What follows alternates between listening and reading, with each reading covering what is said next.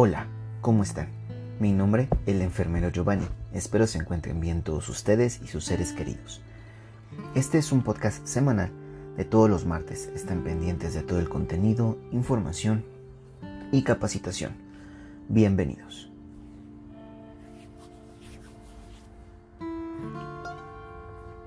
Después de un periodo largo de tiempo, por cuestiones de trabajo y estudios y cuestiones también personales, me tomé un break del podcast para no ofrecerles contenido e información a medias. Regresamos con este capítulo. Muchas gracias por seguir apoyándome. El día de hoy, nuestro capítulo número 14, hablaremos acerca de las dificultades que tenemos al atender a un paciente con cardiopatía isquémica. Iniciaremos con una frase de Albert Einstein, que nos menciona lo siguiente: el genio se hace de 1% talento y 99% trabajo. Como introducción, comenzaremos a definir a los síndromes coronarios como un conjunto de entidades patológicas que representan distintos estadios de un proceso fisiológico único: la isquemia miocárdica aguda, secundaria a aterosclerosis coronaria. Recordando un poco de anatomía y fisiología, el corazón es un músculo especializado de características anatómicas de músculo estriado y función de músculo liso, que cuenta con 3 capas: el epicardio o pericardio, el miocardio y el endocardio. Estas capas son irrigadas por arterias especializadas que se llaman arterias coronarias, una derecha y una izquierda, cada una con sus divisiones para irrigar todo el corazón, y lo que forman literalmente es una corona, lo rodean, ¿no? Lo rodean y lo pueden irrigar, y del retorno aparece por las venas coronarias, del mismo nombre que las arterias, y regresarán a una que se llama seno venoso coronario hacia la aurícula derecha. La cardiopatía isquémica se clasifica en 3 grandes grupos. La primera es de acuerdo a la extensión, es decir, una enfermedad coronaria de un vaso, enfermedad coronaria de 2 vasos, enfermedad coronaria de 3 vasos o enfermedad coronaria del tronco de la coronaria izquierda. La segunda es de acuerdo a su severidad, como estenosis, que tiene su subclasificación como estenosis leve, que es menor a 1/3 parte de la coronaria derecha, de la descendente anterior o de la circunfleja, estas dos últimas ramas o las 2 ramas principales de la coronaria izquierda, o menor al 30% de estenosis del tronco de la coronaria izquierda. Como estenosis moderada, que es 1/3 parte de la coronaria derecha, descendente anterior o circunfleja, o el 30% de obstrucción del tronco de la coronaria izquierda. Una estenosis crítica, que es la mitad de la arteria estenosada o el 40% del tronco de la coronaria izquierda. Y una estenosis hipercrítica, que representa 2/3 partes estenosadas de la arteria, de las ya mencionadas, o igual o mayor al 50% de estenosis del tronco de la coronaria izquierda. Y continuando con la clasificación de severidad, también existe la que vamos a conocer como oclusión, que se refiere al 100% de las arterias o más del 75% de la coronaria izquierda, ¿ok? Del tronco de la coronaria izquierda. Por último, de acuerdo al tipo de función sistólica del ventrículo izquierdo, como normal, si la función sistólica del ventrículo izquierdo o fracción de eyección es mayor a 50%, leve si es de 40 al 50%, moderada si es del 30 al 40% y severa si es menor al 30% de la fracción de eyección del ventrículo izquierdo. Estos estudios los pueden realizar por medio de una angiografía coronaria o por medio de un ecocardiograma. Existen factores de riesgo no modificables como la edad promedio de 45 a 60 años, que afecta a 3 hombres por cada mujer premenopáusica y se iguala durante la menopausia y posmenopausia a 1 hombre por cada mujer. La raza de la población, específicamente las personas de tez oscura, por los factores de riesgo que se presentan, y también los latinos principalmente. Los factores de riesgo modificables Pueden ser el tabaquismo, el sedentarismo, la malnutrición, el estilo de vida acelerado, la obesidad, la dislipidemia, la hipertensión, la diabetes mellitus. Estas, aunque son enfermedades crónico-degenerativas y que si bien una persona al padecerlas ya no se le van a curar, como la hipertensión y la diabetes mellitus, sí podemos controlarlas, ¿no?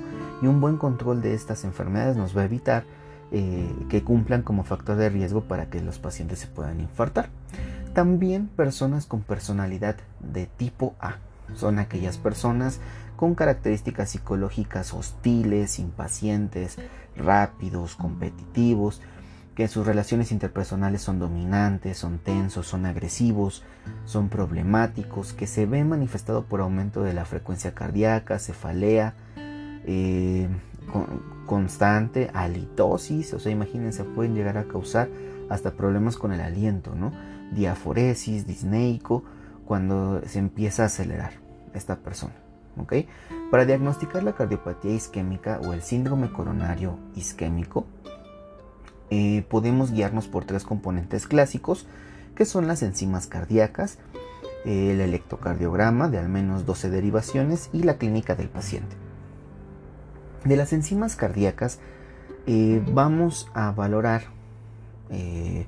después de tomar la muestra sanguínea, las troponinas de alta sensibilidad en específico, que su valor normal es de 0 a 0.04 nanogramos mililitro, es decir, todo lo que se encuentre por arriba de estos valores es anormal y es patológico.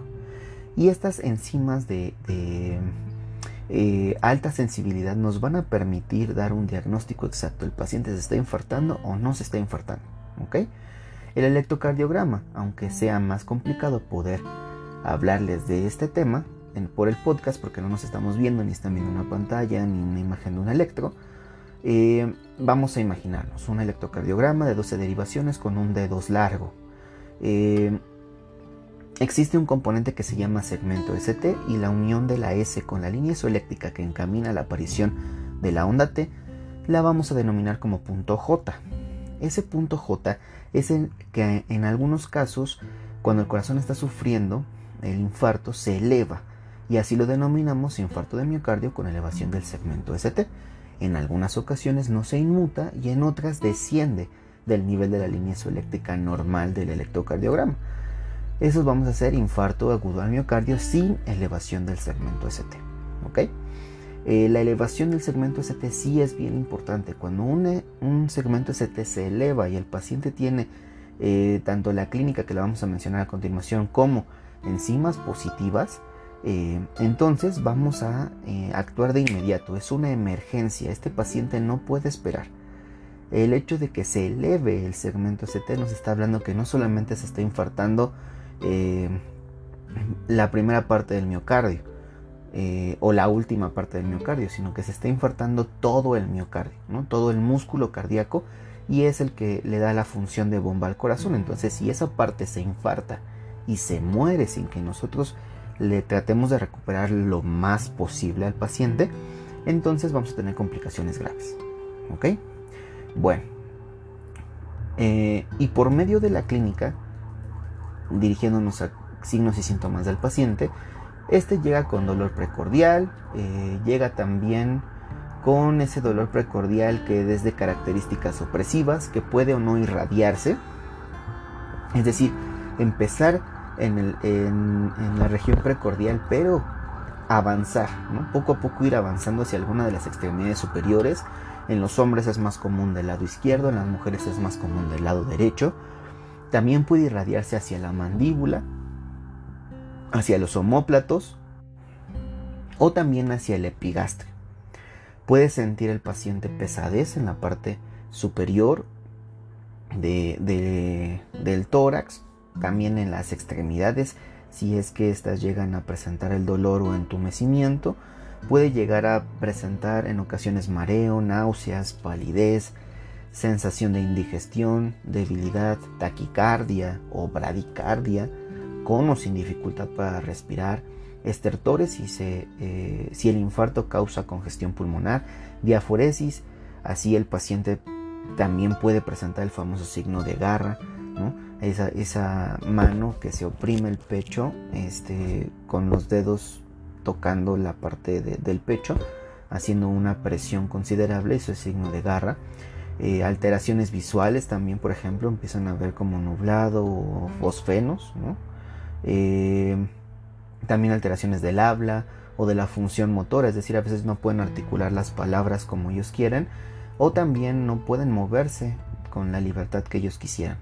Cambios en el nivel de conciencia, datos de insuficiencia cardíaca como congestión, disnea paroxística o disnea en decúbito, que la vamos a conocer como ortopnea, edema. Podemos tener algunos datos de insuficiencia cardíaca también.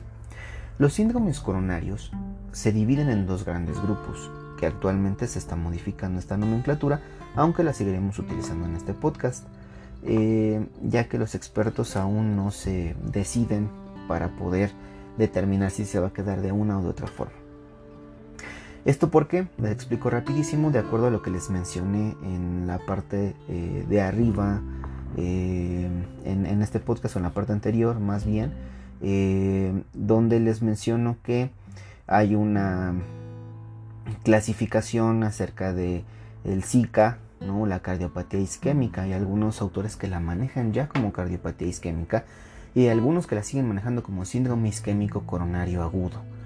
De acuerdo a este tipo de situaciones, pues bueno, se crearon estudios para poder valorar las troponinas de alta sensibilidad. Antes nada más valorábamos el resto de las enzimas cardíacas, la CKMB, la CK y las troponinas, pero las convencionales. Entonces no teníamos un diagnóstico exacto y entonces pudiéramos sospechar de una angina de pecho inestable. Ahorita vamos a ver qué onda con eso. Pero ahora con las troponinas de alta sensibilidad, creo que vamos a quitar ese término de angina inestable. ¿Ok? Esto según algunos expertos que he consultado y que incluso me han dado clases en un par de diplomados y también en los cursos de síndromes coronarios agudos. ¿Ok? Pero bueno, vamos a continuar con el podcast. Como les decía, pues bueno, se dividen en dos grandes grupos. El primero son las anginas de pecho, que puede ser una angina de pecho estable o una angina de pecho inestable, que se refiere a un síndrome clínico que se caracteriza por episodios o paroxismos de dolor u opresión en la parte anterior del tórax. La causa suele ser un flujo insuficiente de sangre coronaria, lo que lleva a una disminución del suministro de oxígeno para satisfacer una mayor demanda miocárdica en respuesta al esfuerzo físico o al estrés, y que si ésta se recupera al reposo, se denomina angina de pecho estable. ¿Okay? Mientras que la angina de pecho inestable es un síndrome clínico intermedio entre la angina estable y el infarto del miocardio, un patrón en aceleración del dolor torácico que puede durar más que la angina estable. Se presenta con menos esfuerzo e incluso cuando nosotros nos encontramos en reposo. La angina estable tiene una duración aproximada de 5 a 15 minutos, mientras que la inestable tiene una duración mayor a 15 minutos normalmente. ¿Okay? Esto es muy importante que podamos entender. La angina estable al reposo se recupera, la angina inestable ni siquiera, porque puede aparecer cuando nosotros estamos en reposo. El infarto, por el contrario, se define como la obstrucción de la arteria por efecto de la rotura de la capa de aterosclerosis y la creación de un conjunto de coágulos que obstruyen en gran importancia o por completo el vaso coronario, que puede desencadenar una arritmia letal o incluso muerte súbita. ¿Okay? El objetivo del tratamiento es reducir o mejorar la relación demanda-consumo de oxígeno miocárdico cuando tengamos angina inestable o cuando tengamos algún infarto de miocardio. ¿Okay? En cuanto a la farmacoterapia, hablamos de utilizar si el paciente tiene hipertensión o presión arterial normal, nitratos como isosorbide o nitroglicerina, betabloqueadores como metoprolol, labetalol o carvedilol y también antiagregantes plaquetarios como aspirina Protect y clopidogrel, anticoagulantes como heparina no fraccionada o heparinas de bajo peso molecular como la enoxaparina o la nadroparina. En algunos casos, cuando el paciente tiene la presión arterial baja, podemos utilizar como suplemento en vez de los nitratos a la morfina. La morfina nos va a dar doble efecto, un efecto analgésico, pero que al mismo tiempo va a favorecer a una vasodilatación ligera. Y esta vasodilatación ligera permitirá que los vasos coronarios o las arterias coronarias se dilaten y entonces el flujo pueda aumentar un poco en ese corazón, ¿no? Y que entonces disminuya el trabajo cardíaco, disminuye el trabajo respiratorio y por lo tanto la demanda, consumo de oxígeno pues esté en equilibrio, ¿ok? También vamos a utilizar las estatinas como la atorvastatina, por ejemplo, que es muy común. Hay de 20, de 40 y de 80 miligramos y bueno, la vamos a utilizar para poder tratar o combatir a esa aterosclerosis. Y los trombolíticos, como la alteplasa, la streptokinasa o el tenecteplase, siempre y cuando el paciente cumpla con los criterios para poder administrarlos, y 2, siempre y cuando el paciente se encuentre lejos de una unidad de hemodinámica en la cual puedan hacer un intervencionismo cardíaco, ¿ok? Esto es bien importante. Se preparan como viene en el manual de cada uno de estos medicamentos. Ni la alteplasa, ni la streptokinasa o el tenecteplase son lo mismo. Van a actuar de manera parecida, pero se deben de preparar como lo marca cada uno de los empaques, ¿ok? Eso hay que tenerlo muy en cuenta. También existe tratamiento quirúrgico que consta en la colocación de puentes arteriales o venosos para poder perfundir el resto de las coronarias, llamada revascularización coronaria. Este tipo de cirugía la hacen en centros especializados, por ejemplo en México en el Centro Médico Siglo XXI, en La Raza o en el Instituto Nacional de Cardiología Ignacio Chávez, por médicos cardiotorácicos o cirujanos cardiotorácicos que hacen este tipo de cirugías con bastante habilidad. El tratamiento intervencionista consta de una coronariografía diagnóstica que nos ayuda a identificar el lugar, extensión y tipo de lesión, y la angioplastia coronaria transluminal percutánea, que puede ser con balón o con stent, que puede o no tener medicamento, que funciona como una estatina, más o menos, tiene esas características, y que es una malla metálica que le regresa en gran porcentaje la luz de esa arteria para que siga perfundiendo el corazón. Este tratamiento intervencionista se realiza en las salas de hemodinámica que les mencionaba hace unos instantes. Bueno, entendiendo todo eso que se le realiza al paciente, ahora vamos a mencionar algunas de las intervenciones que podemos realizar en una persona con cardiopatía isquémica. Por ejemplo, la administración de oxígeno de acuerdo a las necesidades, por dispositivo de bajo o de alto flujo, para mantener una saturación arterial de oxígeno mayor al 90%, idealmente. Colocar a la persona en posición semi-Fowler para reducir los requerimientos de oxígeno miocárdico, mejorar el volumen corriente pulmonar, mejorar el drenaje de los lóbulos pulmonares superiores y disminuir la precarga en nuestro paciente. Recordar que la precarga es una de las determinantes de nuestro gasto cardíaco, y si nosotros la tenemos elevada pero tenemos una contractilidad deficiente por el infarto, entonces vamos a tener disminución de nuestro gasto cardíaco, que va a representar signos y síntomas en nuestro paciente que no son necesarios en ese momento. Toma e interpretación de un electrocardiograma de 12 derivaciones, administración de fármacos vasodilatadores como la nitroglicerina IV o el dinitrato de isosorbid, que específicamente esta presentación es para administración sublingual. Controlar el dolor por medio de analgésicos opioides como la morfina que les mencionaba para relajar a la persona. Valorar e interpretar signos vitales como la frecuencia cardíaca, la presión arterial y vigilancia continua en el monitor del segmento ST.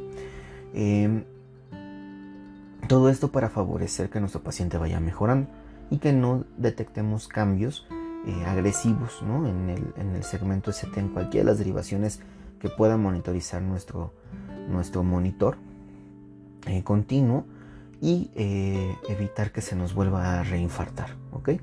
Disminuir la ansiedad con el acompañamiento y terapias alternativas, colocar una vía venosa periférica, una vía venosa central de inserción periférica, lo que tengamos en nuestra unidad, pero lo más rápido posible para que podamos estar administrando pues los medicamentos, ¿no? Como los nitratos, los beta bloqueadores,